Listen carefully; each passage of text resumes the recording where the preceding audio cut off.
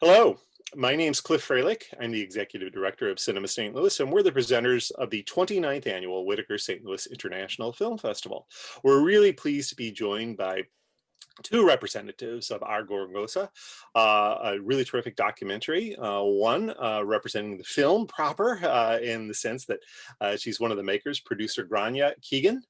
And then we're also joined by an expert in girls' education in Mozambique, Larissa Sousa, who's going to be talking about obviously issues that the film addresses. And leading the discussion is going to be Joshua Ray, a great film critic of ours who works for the Cinema St. Louis's The Lens film blog. I am now going to exit and turn things over to Josh. Thank you, Cliff. I'm so excited to talk to the two of you about this film. It's really beautiful, and it's got a complete sense of the area and the people who live within it, and of course, the animals too. The first question I have is for Gráinne. I know you've worked with National Geographic. I'm wondering how you got involved with Gorongosa and how the team and James Byrne got involved with that particular area and making this is now one of the few films that he in particular has participated in. Okay. So James, James and myself are married to each other. So James worked on a film about Gorongosa at National Geographic in 2008. It was called Africa's Lost Eden. And it was it was a really beautiful film. And that's how he learned the story of Gorongosa National Park. And I remember him calling me, actually. He was on two trips. He was on a trip to Gorongosa and a trip to Sudan. He was scouting both areas for upcoming shoots for Geographic. And I remember him ringing me and saying, this is a really important story. The conservation aspect of it is just such an important thing it's just such an important story. And I remember he went back to Geographic and pitched the film, and then saw the film through to completion a couple of years later. But even back then, James recognized that there was something really special about the place and about the story about the story there. So he anyway, he continued to work with Geographic for a couple more years, and then the head of the Gorongosa project, the president Greg Carr, asked James to come and work and set up a Gorongosa media group in 2012, I think. And so he did, and James he started working on a whole series of films about Gorongosa. There was a 6-part series that aired on PBS. And a couple of years into that, we had moved state and we had been living in DC, and then we moved to Idaho. And so after a couple of years, he needed some other producers on board. There was a camera guy, and there was a producer in Amsterdam, and he hired me as another producer. The producer in Amsterdam is Carla Rabai, who's on the film as well. And so I started working for the project 2016, thereabouts. So that's how, and like James has been, the Gorongosa Media has been producing a lot of different films about the park. There was a 6-part series for PBS. There was another film called Rangers on the Front Line that focuses on the rangers and the conservation efforts that the rangers are working on at Gorongosa. And in that film, as a matter of fact, we touch on the importance of hiring women rangers as well as male rangers to protect the park. So this film is one of a series of, there's a lot, we're trying to spread the word in as many ways. It's a lot of story. There's a lot of stuff going on there. So this was more focused on the human development and girls' education side, and how to make sure that the people around the park are benefiting from the park is what this film is mostly about as well. But that's a long answer to the question, is how I got involved. That's how I got involved. No, it's perfect.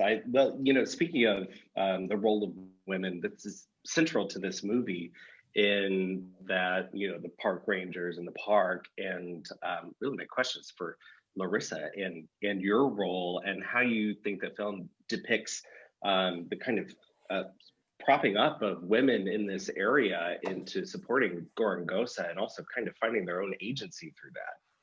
Yeah. I think in general, the idea is to try and give a bit more attention to women and how women in general have been undervalued and marginalized in terms of education, especially.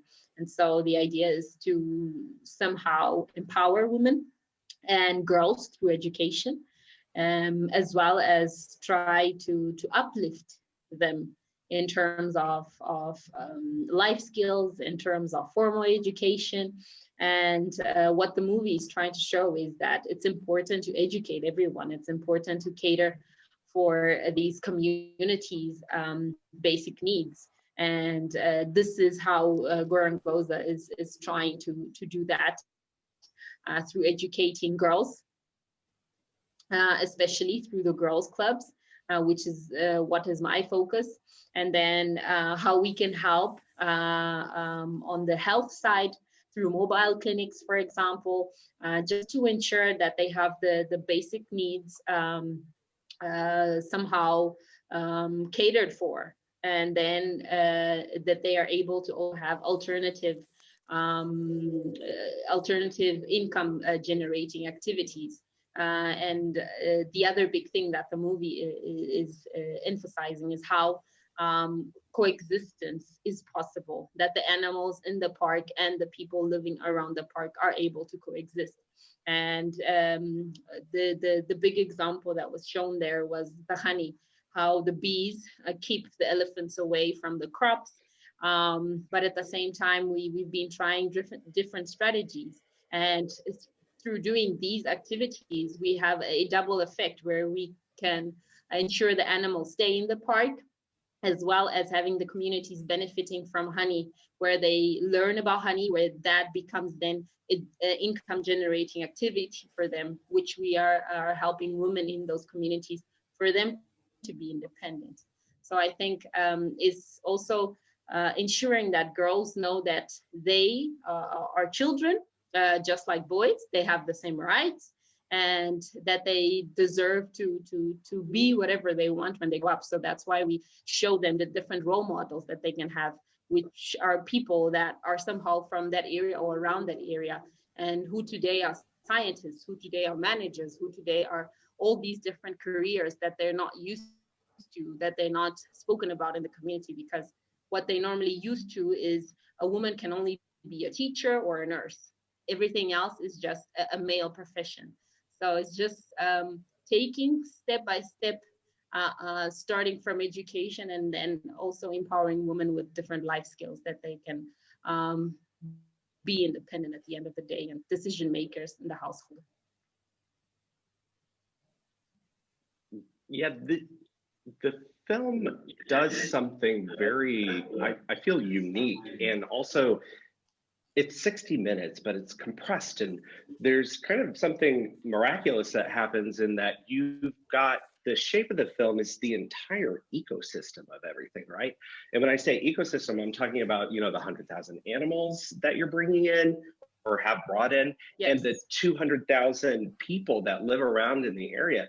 But you drill down so specific that you're able to tell, like the story of Candida, I believe that's her name. Candida, yeah. Candida, yes. Yeah. Yes. Well, one question is, when was this filmed? And I kind of want an update about Candida, because she was just like the figure for this movie for me. Do we have any news about her? Yes. Candida actually won a scholarship.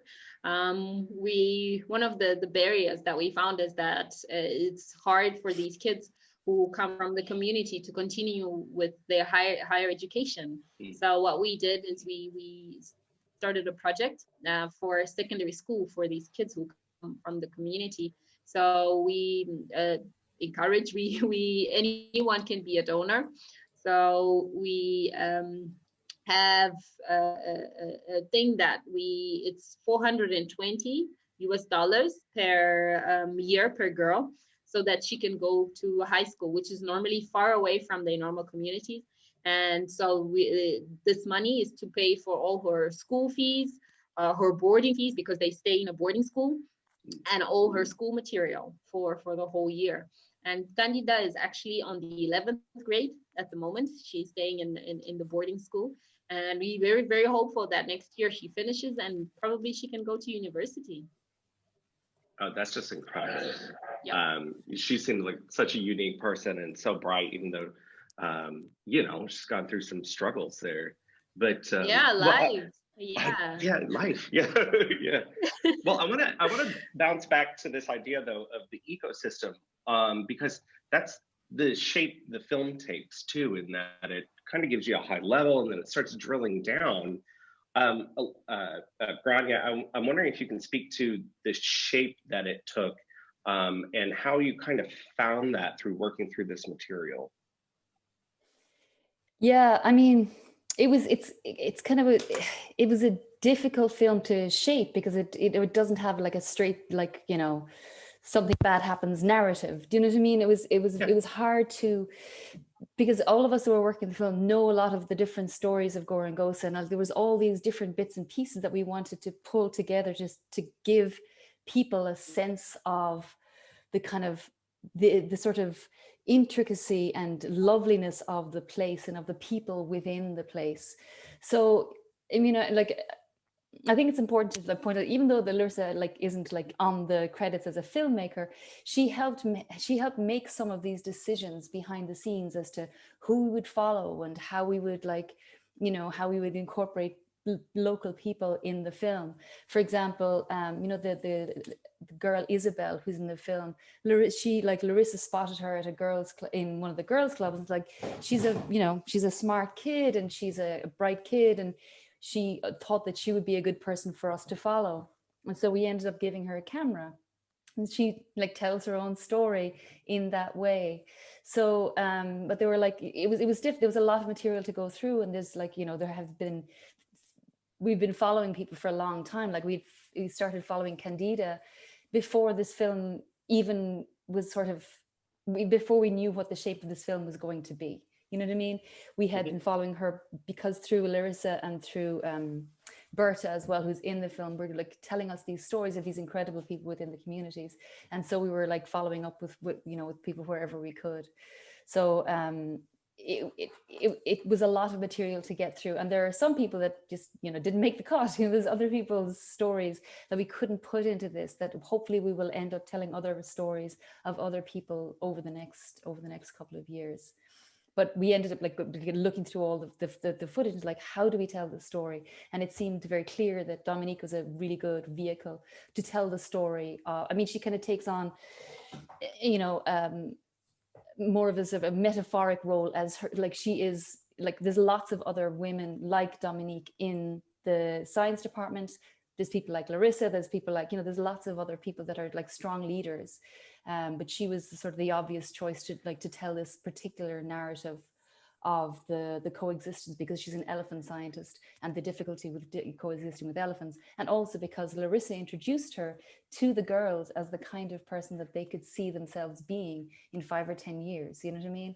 And that was a really powerful thing for the girls to see, and for the viewers to see the girls seeing. You know what I mean? So that's how we try to structure the film, to let viewers see not just the possibility of the place, but the possibility that the girls themselves could see in their own future within this place.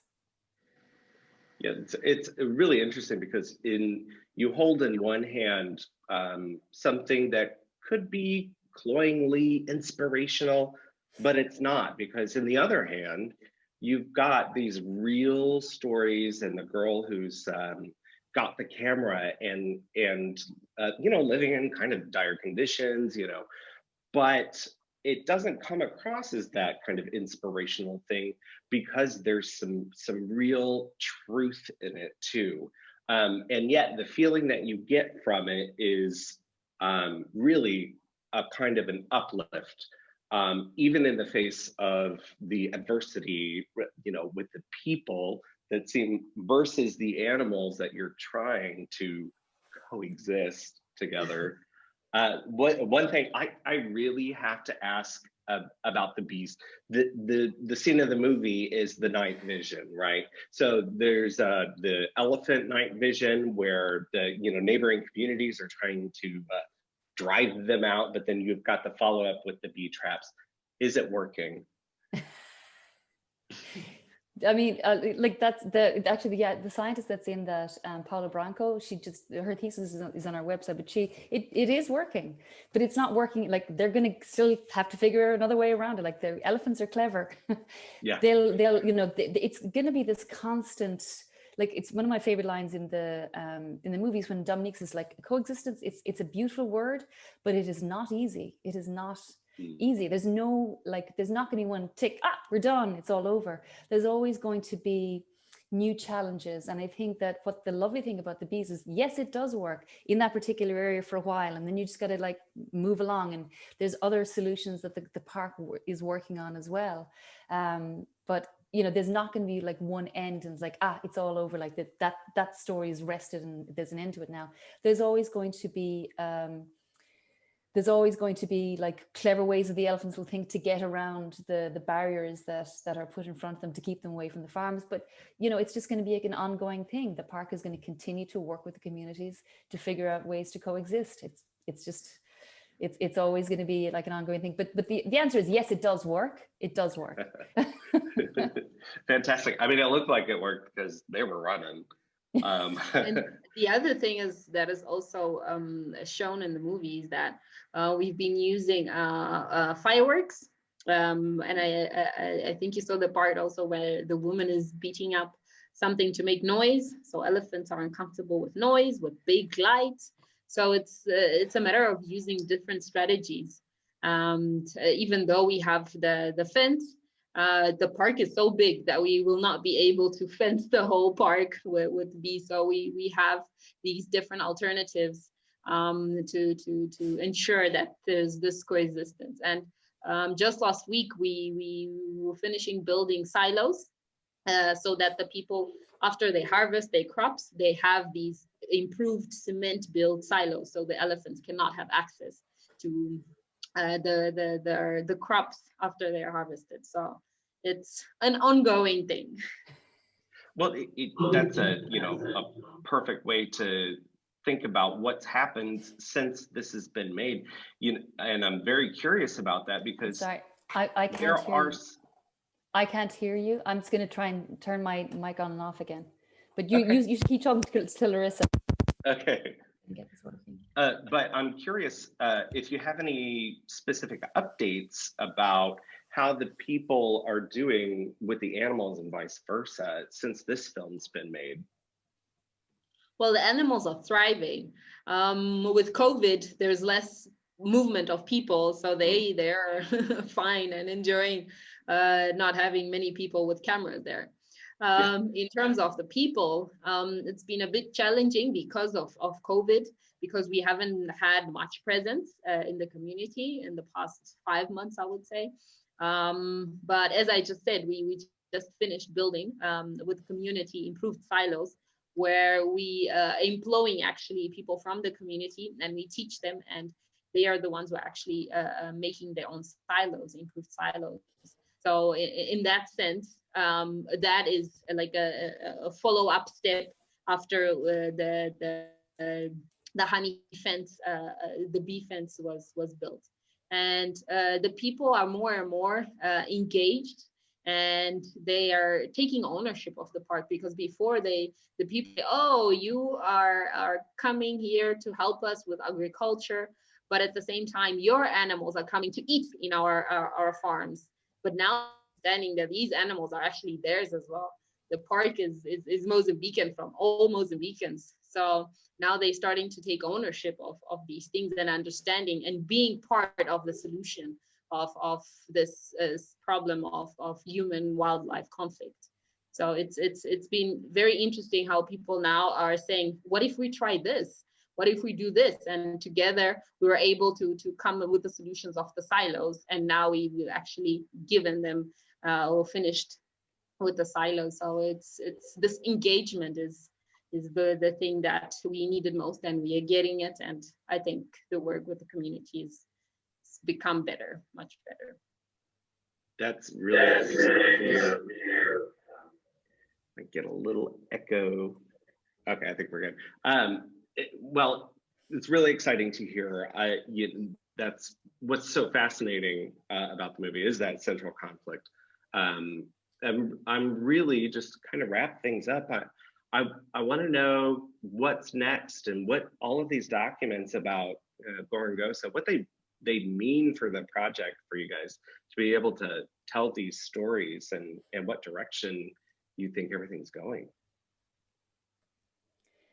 Do you, well, one thing that is continuing to go on Gorongosa and that isn't, we don't talk about in the film at all. We kind of talk a little about the fact that there's agricultural supports being given to people, but the kind of one of the big stories that hasn't yet been like properly told, I mean, by like in a feature doc yet, is the coffee project. So at the moment, like on the mountain, which is part of the national park, it's the mountain had been fairly badly deforested, and the coffee project is reforesting the area with some native trees and also with coffee. They have coffee farms up there, and the farmers up there have been growing coffee for the last I don't know how long actually, it's about 5 years now, because it takes a long time to come to a get the coffee crop going. And now that coffee is being sold, so you can go online and buy Gorongosa coffee that directly supports the people that live around the park and the people that are growing coffee and growing native seeds on the mountain and helping reforest that mountain. You can, like, your money will go directly towards the programs that are helping support people in the park and the farmers on the mountain. So that's a fascinating project. And Larissa, do you want to tell more about that? I think in terms of human development, the idea is to keep people engaged. And what we at the end of the day is development, that the communities are more developed, that the kids are getting the education that they need, that the community in general is benefiting from what the park is able to provide to them, because every year all these communities around the park get 20% of all profits from the tourism that is done. And so they then have to decide, what are we going to do that is going to benefit the whole community? So if they need water, then they're going to build a borehole. If they need a new health clinic, then they're going to build that, or improved schools, or getting school desks. So it's this management of the community and the development at the end of the day that we want. And the park is co-managed. So it's the government of Mozambique and the CAR Foundation. And we signed another contract for the next 30 years. So we're very excited about that. And as you asked, what are the stories of these people that we've seen in the movie? And we are also very excited to see in 2 years and 3 years how all of these things that we are doing today is going to impact then. So it's the engagement and the development that we want to see. Well, definitely keep up the great work you guys are doing. And yeah, I'm looking forward to the Up series of Gorongosa. Yeah. It sounds exciting. You mentioned the website where we can get the coffee. What's the website? It's called ourgorongosa.com. And then you can also link through from the park website, which is gorongosa.org. So it's the name, like ourgorongosa.com or gorongosa.org. And search for coffee within that. Well, but you can get it worldwide. You can get it. I mean, you can get it in the States and you can get it in Europe as well. And it's not just coffee. They have they have hats and clothes and like all sorts of like fabulous things just in time for Christmas. Well, I guess now it's everyone's Gorongosa, right? Yeah. All right. Well, I really want to thank you guys for joining me today. Really fascinating stuff. And, like I said, just keep up just the great work you guys are doing. Thank you so much. Thank you so much. Take care. Thank you very much. You too.